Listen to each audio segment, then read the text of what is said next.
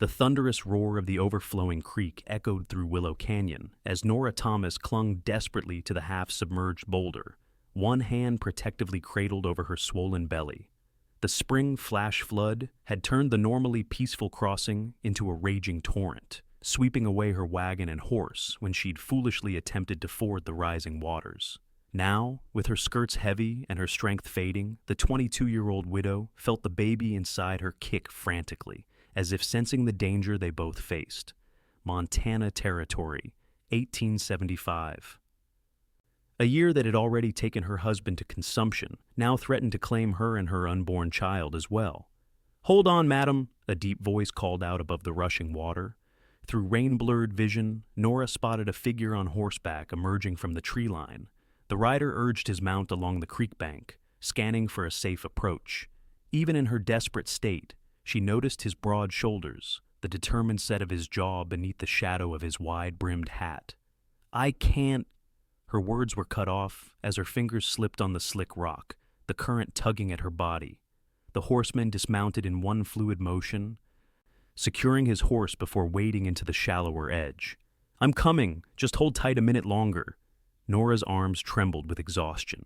6 months pregnant and miles from the nearest settlement, she'd been traveling to her sister's home in Helena when the storm hit. Now, with the water rising inch by inch, her thoughts turned to the child she might never see. The cowboy assessed the rushing water with practiced eyes. He was tall, lean but strong, with an intensity in his gaze that somehow calmed her panic. Without hesitation, he removed his boots and gun belt, then plunged into the creek, fighting against the current. "Name's Adam Colter," he called out between labored breaths as he navigated toward her, "and I'm not about to let you wash away on my watch." The water pulled at him, nearly sweeping his feet from beneath him several times, but he pressed forward with grim determination. When a floating branch slammed into his side, he barely flinched, keeping his eyes locked on hers. "My baby," Nora gasped as he finally reached her, her hands instinctively protecting her belly. "Please." Adam's expression softened momentarily as he noticed her condition, then hardened with resolve. "I've got you both," he promised, his voice steady despite the chaos around them. "Put your arms around my neck and don't let go."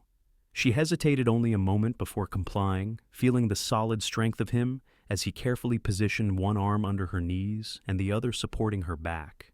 The warmth of his body against her chilled skin felt like salvation itself. "Ready?" he asked, and she nodded, too exhausted for words. Adam tightened his grip and began the treacherous journey back to shore, each step calculated against the rushing current. Twice they nearly went under when his footing slipped on submerged rocks, but each time he recovered, protecting her from the brunt of the impact.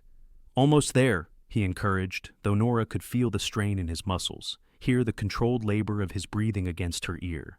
When they finally reached the bank, Adam didn't stop but carried her directly to where his horse waited beneath a sheltering pine. Only then did he gently set her down, keeping one arm around her waist when her legs threatened to buckle.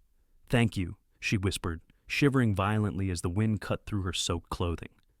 "Don't thank me yet," Adam replied, already removing his duster and wrapping it around her shoulders. "We need to get you warm and dry before nightfall." His gaze swept over her drenched form, lingering briefly on her pregnant belly. "How far along?" 6 months, Nora answered, her teeth chattering. "My husband. He passed last winter. I was heading to my sister's place in Helena." Something flickered in Adam's blue eyes. Compassion, perhaps, or understanding.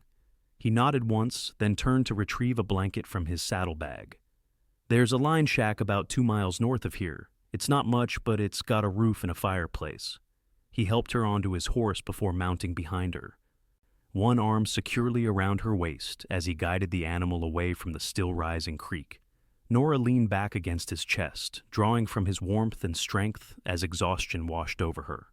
"What about my wagon?" she asked weakly. "Everything I own was in it." "We'll come back when the water recedes," Adam promised, though they both knew most of her possessions were likely scattered downstream by now. "First priority is getting you and the little one somewhere safe."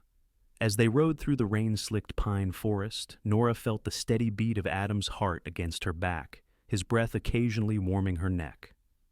Despite her circumstances, or perhaps because of them, she was acutely aware of him as a man. It had been months since she'd been held by anyone, longer still since she'd felt safe. "Been working these hills for the Circle M ranch going on 5 years now," Adam said, breaking the silence. "Spring floods come every year, but this one's the worst I've seen. What made you try to cross today?" There was no judgment in his voice, only curiosity, but Nora felt her cheeks warm with embarrassment. "The creek was higher than usual, but I thought—" She sighed. "Truth is, I was scared to make camp alone another night. There were men following me yesterday, rough sorts. I thought if I could make it across, I'd be closer to Helena."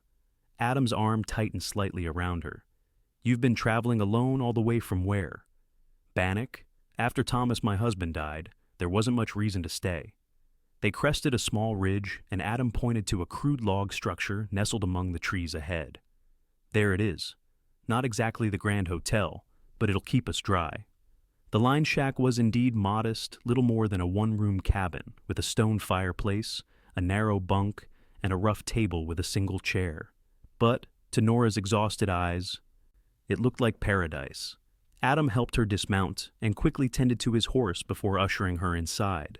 The interior was musty but dry, and he immediately set about building a fire while Nora stood shivering by the door. "You need to get out of those wet clothes," he said matter-of-factly, his back to her as he coaxed flames from the kindling. "I've got a spare shirt in my saddlebag. It'll be big on you, but it's dry." Nora hesitated, suddenly conscious of her predicament. She was alone in a remote cabin, with a man she'd just met, a fact that would have scandalized proper society.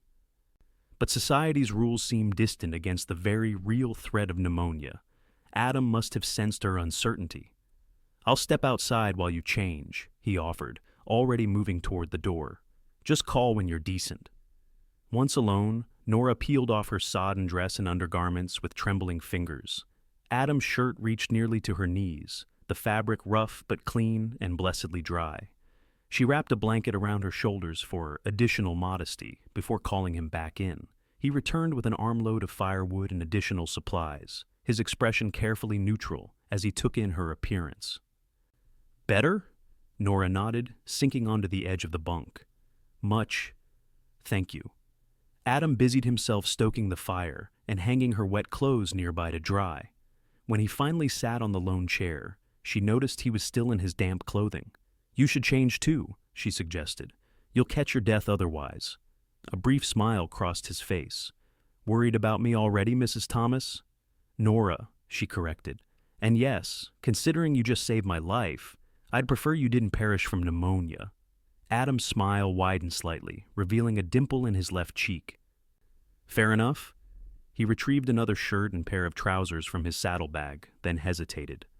I'll close my eyes," Nora offered, doing so immediately.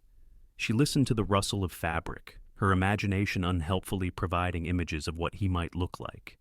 When she heard him move back to the fire, she opened her eyes to find him in dry clothes, his damp ones now hanging alongside hers. "How did you happen to be there?" she asked, as he prepared a simple meal from his provisions. "At the creek, I mean." Adam paused in his work. "I was tracking strays that broke away during the storm. Spotted your wagon debris first, then heard you calling." He handed her a tin cup of hot coffee. "Lucky coincidence, I suppose." "Providence," Nora corrected softly. "Not luck." Something in her tone made him study her face more carefully. "Maybe so," he conceded. "Either way, I'm glad I was there." As evening deepened into night, they shared a meal of jerky, hardtack, and beans. Adam insisted Nora take the bunk while he made do with his bedroll on the floor near the fire. The arrangement was improper by any standard, but necessity overruled convention. "Tell me about your husband," Adam said quietly as they sat in the firelight after eating. Nora's hand instinctively went to her belly. "Thomas was a good man, gentle. He had dreams of building a cattle operation in Montana." Her voice softened. "The consumption took him quickly. By the time we realized how sick he was, it was too late." "I'm sorry," Adam offered, and she could tell he meant it. "What about you?" Nora asked. "Is there a Mrs. Colter waiting somewhere?" A shadow crossed his face. "No, never found the right time or the right woman, I suppose." He stoked the fire, sending sparks up the chimney. Been moving from ranch to ranch since I was 17. Hard to put down roots that way. Nora studied him in the flickering light. Adam Colter was handsome in a rugged way, with features weathered by sun and wind. His dark blonde hair curled slightly where it met his collar, and his eyes, a clear, striking blue, seemed to hold stories he wasn't ready to tell. "How old are you?" she asked. 28 last January, he replied. "You?" 22. Nora pulled the blanket tighter around her shoulders. "Sometimes I feel much older." Adam nodded in understanding. Life out here ages a person quick. A comfortable silence fell between them, broken only by the crackling fire and the continued patter of rain on the roof. Nora felt her eyelids growing heavy, the day's terror and exertion finally catching up to her. "You should rest," Adam said, noticing her fatigue. "We'll head to the ranch tomorrow if the rain lets up. The foreman's wife will know what to do for you." Nora wanted to protest, to insist she could continue to Helena, but exhaustion overwhelmed her. She carefully lowered herself onto the bunk, adjusting to accommodate her pregnant belly. "Adam," she murmured as sleep began to claim her. "Yes?" "Thank you. For everything." In the firelight, she thought she saw him smile. "Sleep well, Nora Thomas." She drifted off to the sound of rain and the comforting presence of her unexpected protector, wondering what the morning would bring. Dawn broke with pale light filtering through the cabin's single window. Nora awoke disoriented, momentarily forgetting where she was until her eyes found Adam asleep near the banked fire. He was propped against the wall, his hat tilted over his face, one hand resting on the revolver beside him, even in sleep. The sight reassured her. Whatever happened next, she wasn't alone anymore. As if sensing her gaze, Adam stirred, pushing back his hat. Their eyes met across the small room, and for a moment, neither spoke.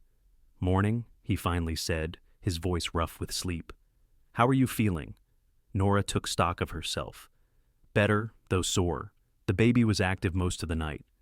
A look of concern crossed Adam's face as he rose and moved to stoke the fire. "Any pain? My mother was a midwife, taught me to recognize trouble signs." "No pain," she assured him. "Just a lot of movement." He nodded, visibly relieved. "Good, that's good." He checked outside, assessing the weather. Rain stopped. "We should be able to make it to the ranch by midday if we start soon." Nora sat up carefully, wincing at her stiff muscles. "My clothes?" "Almost dry." Adam retrieved her dress and undergarments from where they hung near the fire. "I'll step outside while you dress. Call if you need anything." Once again, she was struck by his consideration. Many men would have taken advantage of her vulnerable situation, yet Adam maintained a respectful distance that both relieved and, strangely, disappointed her. Nora dismissed the thought as she struggled into her still damp clothing. When Adam returned, he had a small basin of water from the rain barrel outside. "Thought you might want to wash up a bit," he offered, setting it on the table. The simple kindness brought unexpected tears to her eyes. "Thank you." Adam busied himself preparing coffee and a sparse breakfast, while Nora washed her face and hands, then combed her fingers through her tangled auburn hair. By the time they'd eaten and packed up, the sun was breaking through the clouds. "The Circle M's about 10 miles northwest," Adam explained as he helped her onto his horse. "Mrs. Mackenzie, the foreman's wife, has nursing experience. She'll want to check you over." "And then what?" Nora asked quietly. Adam paused in the act of mounting behind her. "Then we figure out how to get you to Helena, I suppose, unless..." "Unless what?" He settled behind her, his chest warm against her back. "Unless you'd rather stay at the ranch until the baby comes. Might be safer than traveling in your condition." The offer surprised her. "I wouldn't want to impose." "It's not an imposition," Adam assured her, guiding the horse onto a narrow trail. "The Mackenzies lost their daughter in childbirth last year. They'd welcome having someone to fuss over." Nora considered this as they rode through the pine-scented morning. Continuing to Helena meant facing her sister's pitying looks and the knowledge that she'd be dependent on her brother-in-law's charity. The prospect had never appealed to her, even when it seemed her only option. "I don't have money to pay for room and board," she admitted after a while. Adam's chuckle rumbled against her back. "No one's asking for payment, Nora. Folks help each other out here, It's how we survive. But I can't just— You can work if you're set on earning your keep, he interrupted gently. Not hard labor, mind you, but Mrs. Mackenzie could use help with cooking for the hands. After the baby comes, you can decide what's next. It was a generous offer, one that would solve her immediate problems. Yet Nora hesitated, aware that accepting would create a new connection to this man, who already occupied too many of her thoughts. "Why are you doing this?" she asked finally. "You don't know me." Adam was quiet for so long, she thought he might not answer. When he did, his voice was thoughtful. "When I was 10, my mother died trying to cross a flooded river in Kansas. My father had gone ahead to scout the crossing, but the bank gave way under her wagon." His arms tightened slightly around her. "I couldn't save her then. Maybe this is making amends in a way." The personal revelation touched Nora deeply. "I'm sorry about your mother." "It was a long time ago," Adam replied, though his tone suggested the wound wasn't entirely healed. "Point is, I believe people come into our lives for reasons, even if we don't understand them at first." They rode in companionable silence after that, the trail gradually widening as they descended from the foothills into more open country. By mid-morning, Nora could see the sprawling layout of the Circle M ranch, in the distance a cluster of buildings surrounding a main house, with corrals and grazing land stretching beyond. As they approached, a woman emerged from the main house, shading her eyes against the sun. Mrs. Mackenzie, as Nora soon learned, was a sturdy, practical woman in her 50s, with kind eyes and a no-nonsense manner. "Adam Colter, where have you been?" she called, then stopped short at the sight of Nora. "And who's this you've brought home?" Adam dismounted and helped Nora down, before explaining their situation. Mrs. Mackenzie's expression shifted from curiosity to concern, to determined compassion as she listened. "Well, of course she'll stay with us," she declared when Adam finished. "The poor thing needs proper care, not to be bouncing around on horseback to Helena." She took Nora's arm gently. "Come along, dear. Let's get you settled and have a look at you." Nora glanced back at Adam, suddenly reluctant to leave his side. "Go on," he encouraged with a small smile. "I need to report to the foreman anyway. I'll check in on you later." Mrs. Mackenzie led Nora into the comfortable ranch house, clucking sympathetically over her ordeal. "First thing you need is a hot bath and proper food," she insisted. "Then rest. We can talk about arrangements after." The bath was heavenly, and the clean borrowed clothes left behind by the Mackenzie's daughter, Sarah, fit Nora's pregnant form reasonably well. By the time she emerged from the guest room, she felt almost human again. Mrs. Mackenzie, "Call me Margaret, dear," had prepared a hearty meal and insisted Nora eat while she examined her. "The baby seems healthy," Margaret pronounced after a thorough check. "Good strong heartbeat. You're carrying high, which suggests a boy, though that's just an old wives' tale." "Thomas was convinced it would be a son," Nora said softly. "He wanted to name him William, after his father." Margaret patted her hand. "A fine name. Now, you're welcome to stay here as long as needed. We have the room, and frankly, I'd enjoy the company." Nora felt overwhelming gratitude. "Adam mentioned I might help with cooking for the ranch hands?" "If you're up to it," Margaret agreed. "But not until you've rested properly. Dr. Harrison comes through every few weeks. I'll have him check you over when he visits next." The arrangement seemed almost too good to be true. "I don't know how to thank you." "No thanks needed. We look after our own out here," Margaret said firmly. "Besides, Adam rarely takes a special interest in anyone. If he brought you here, that's recommendation enough for me." Nora felt her cheeks warm. "He saved my life. I'm just grateful." Margaret's knowing smile suggested she thought there might be more to it, but she didn't press the issue. "Rest now. We'll sort everything else out later." True to his word, Adam checked in before supper time.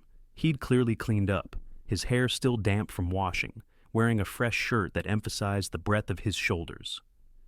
"Mrs. Mackenzie getting you settled?" he asked, his hat in his hands as he stood in the doorway of the sitting room where Nora rested. "Yes, she's been wonderful," Nora replied, struck again by how his presence affected her.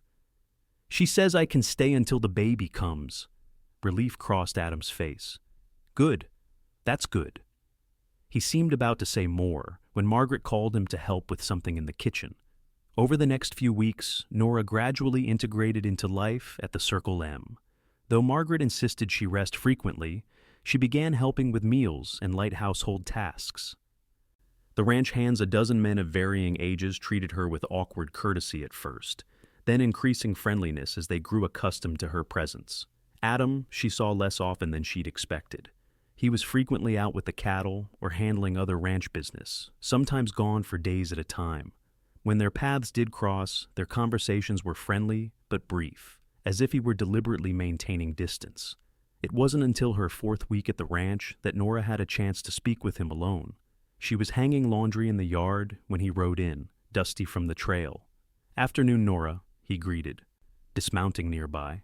"Should you be doing that in your condition?" She smiled at his concern. "The baby and I are perfectly fine. Margaret says moderate activity is good for me." Adam nodded, leading his horse toward the water trough. Nora followed, impulsively needing to extend their conversation. "I've hardly seen you," she remarked. "Are you avoiding me?" The question seemed to catch him off guard. "No, of course not. Just busy with spring work. Margaret says you usually take meals at the house." A faint flush colored his tan cheeks. "Been eating with the hands lately. More convenient when we're working the north pasture." Nora wasn't convinced. "Have I done something to offend you?" "What? No." Adam turned to face her fully, his expression earnest. "Nothing like that." "Then why the distance? I thought, after everything—" She trailed off, uncertain how to express the connection she'd felt forming between them. Adam removed his hat, running a hand through his hair in a gesture she was coming to recognize as a sign of his discomfort.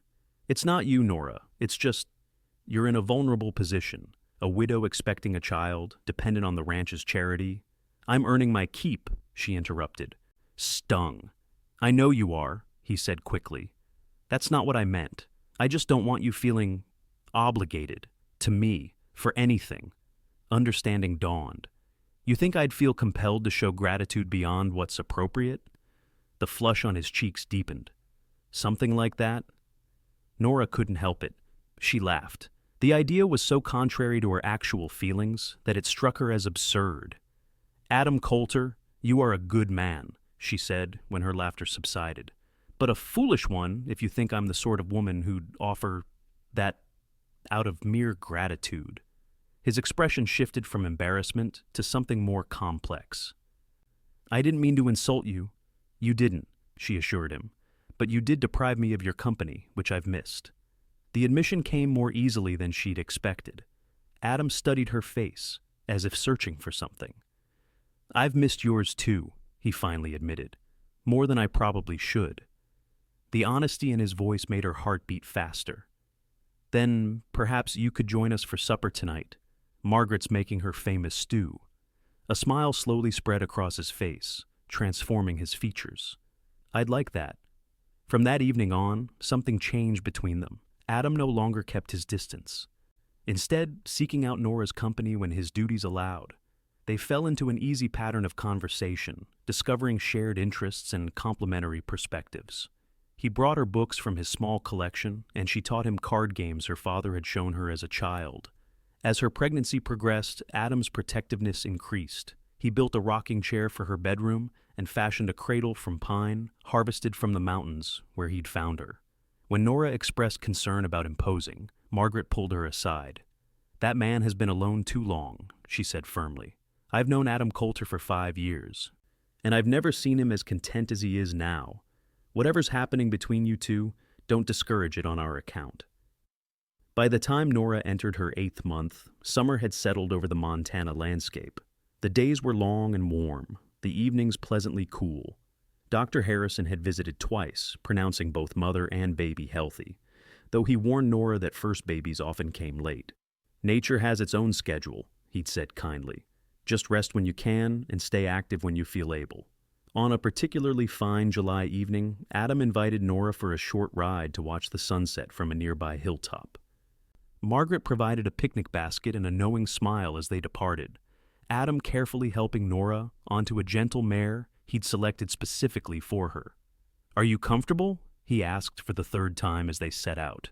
Nora laughed, adjusting her position to accommodate her prominent belly. "As comfortable as any woman 8 months pregnant can be on horseback. Stop worrying." They rode at a leisurely pace, Adam pointing out landmarks and sharing stories of his years on the ranch. The domesticity of it struck Nora how natural it felt to be with him this way, as if they'd been doing it for years rather than weeks. The hilltop offered a spectacular view of the surrounding countryside, with the distant mountains bathed in golden light as the sun began its descent. Adam spread a blanket on the grass and helped Nora settle before unpacking their simple meal. "It's beautiful here," she said, breathing in the scent of summer grass and wildflowers. "I can see why you've stayed so long." Adam nodded, passing her a plate. "It gets in your blood. The openness, the freedom of it." Thomas felt the same way about Montana, Nora said, surprised at how easily she could now speak of her late husband. He said a man could breathe out here. Really breathe. He was right. Adam gazed at the horizon thoughtfully. "I've been thinking about that a lot lately, what it means to put down roots somewhere." Something in his tone made Nora look at him more closely. "Oh?" Adam seemed uncharacteristically nervous, turning his hat in his hands. "The foreman mentioned there's a parcel of land available on the eastern edge of the ranch property. Good water, decent grazing. The owner's willing to sell at a fair price." "Are you thinking of buying it?" Nora asked, her heart suddenly beating faster. "Maybe." He met her eyes directly. "Depends on what you think about it." Nora's breath caught. "What I think."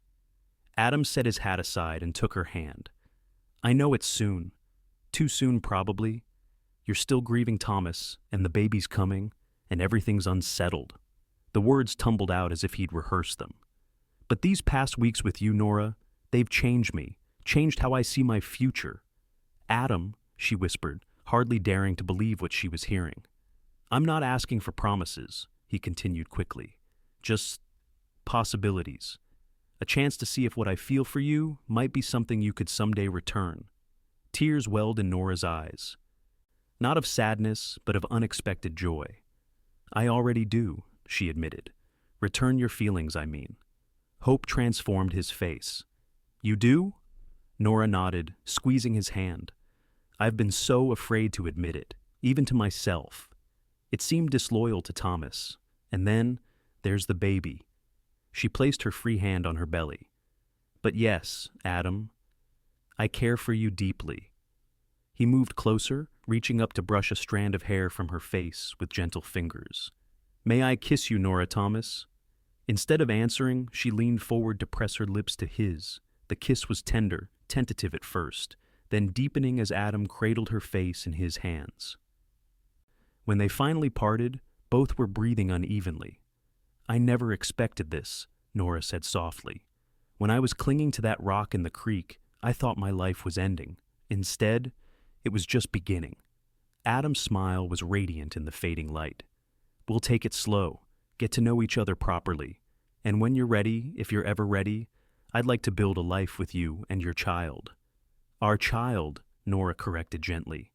"If we're truly considering a future together, then this baby would be ours to raise." The simple statement affected Adam profoundly. He pressed his hand reverently to her belly, his eyes widening when he felt a strong kick in response. "Hello there, little one," he murmured. "Seems like you're eager to join us." More eager than any of them realized. The contractions began the very night, startling Nora awake with their intensity. By morning, the entire ranch was on alert, with Margaret taking charge of the birthing room while Adam paced anxiously outside.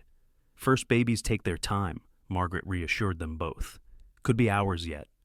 Hours stretched into a full day of labor. By sunset, Nora was exhausted, her strength flagging as the contractions intensified.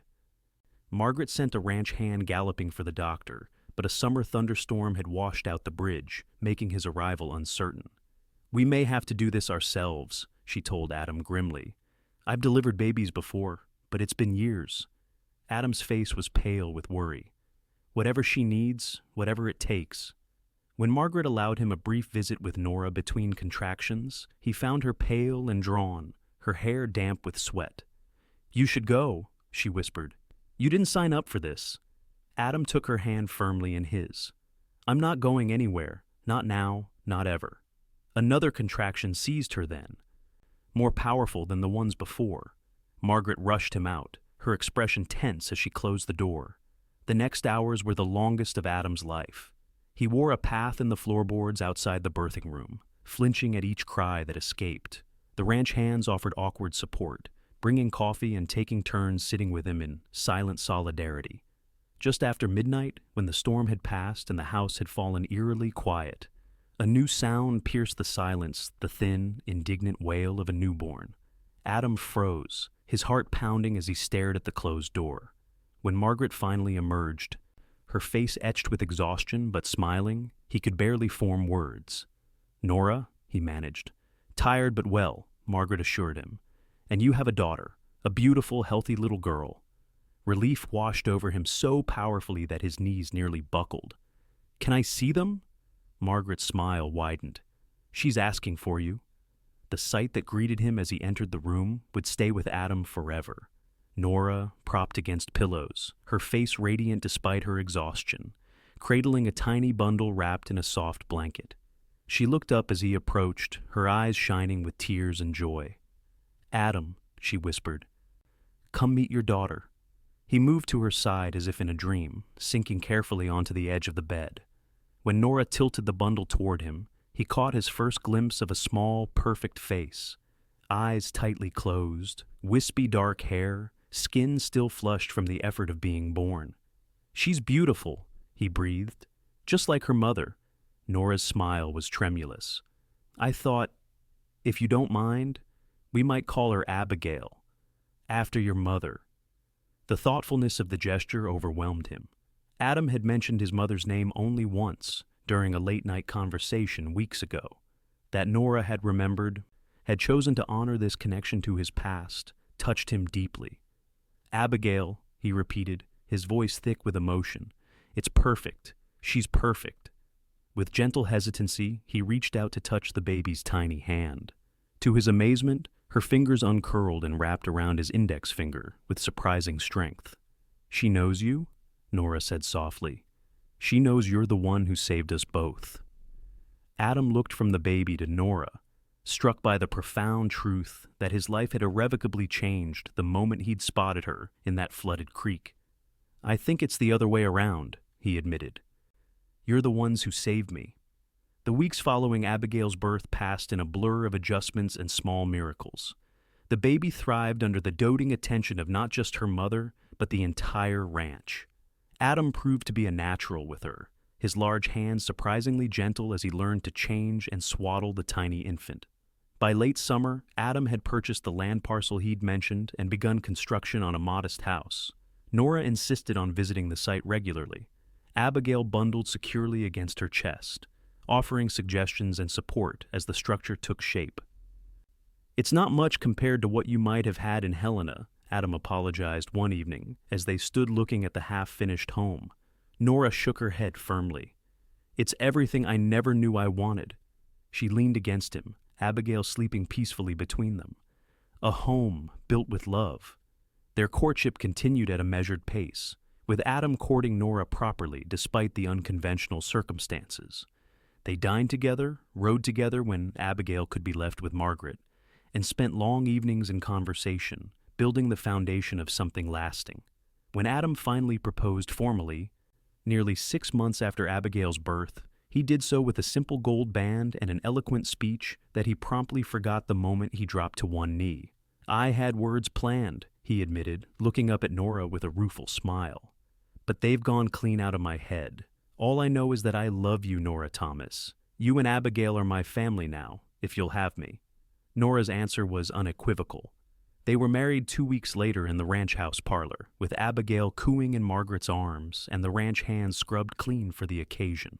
The celebration afterward lasted well into the night, with music and dancing and heartfelt toasts to the couple who had found each other against all odds.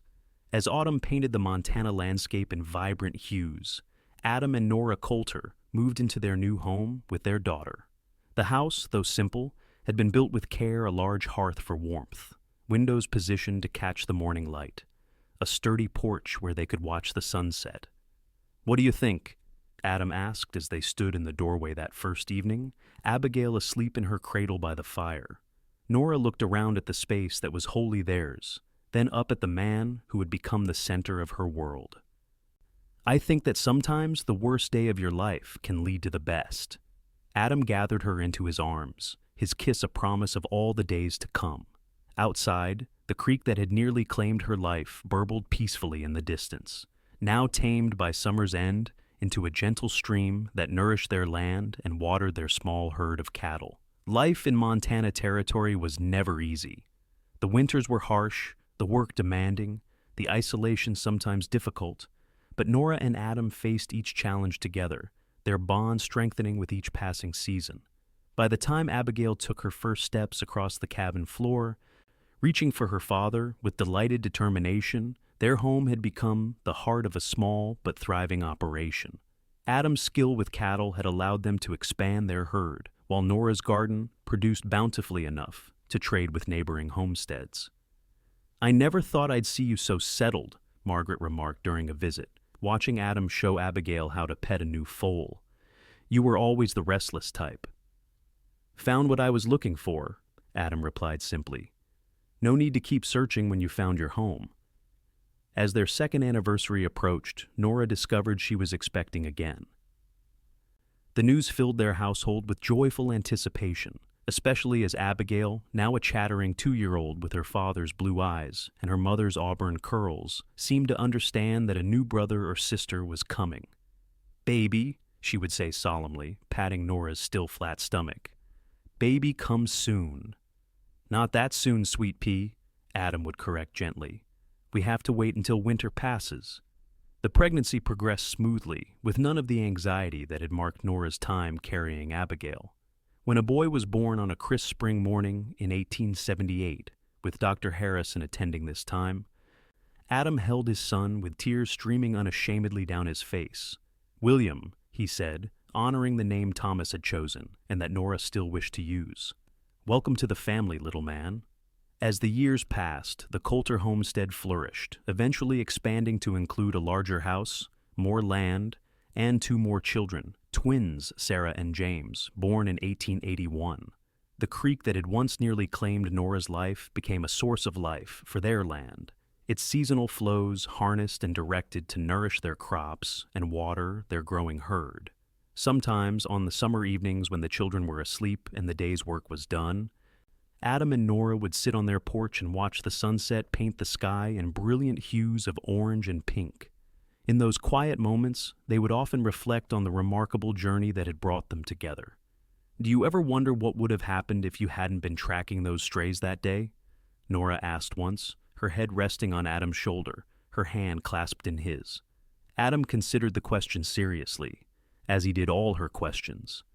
"I believe we would have found each other somehow," he said finally. "Maybe not that day or that way, but somehow." Nora smiled at his certainty. "That's quite romantic for a practical cowboy." "You've changed me," he admitted, pressing a kiss to her temple. "For the better, I hope." "For the better," she confirmed, "though I fell in love with the man who carried me from that creek, the one who wasn't afraid to wade into danger for a stranger." Adam's arm tightened around her. "Not my most logical decision, charging into a flooded creek like that." "Thank God you're not always logical," Nora teased. "Our children certainly aren't." As if on cue, a sleepy-eyed Abigail appeared in the doorway, clutching her favorite blanket. At 7, she was the image of her mother, with the same quiet determination that had helped Nora survive until Adam found her. "Can't sleep," she murmured, climbing into Adam's lap without ceremony. "Tell me the creek story again." It was a familiar request.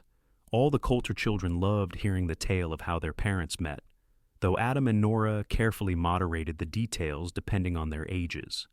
"Again?" Adam pretended exasperation, but his smile gave him away. "You've heard it 100 times." "One more time," Abigail pleaded. "Please, Papa." Adam exchanged a glance with Nora, who nodded encouragingly. "All right, then. One more time." He settled Abigail more comfortably against him. It was a day much like any other, until the moment it wasn't.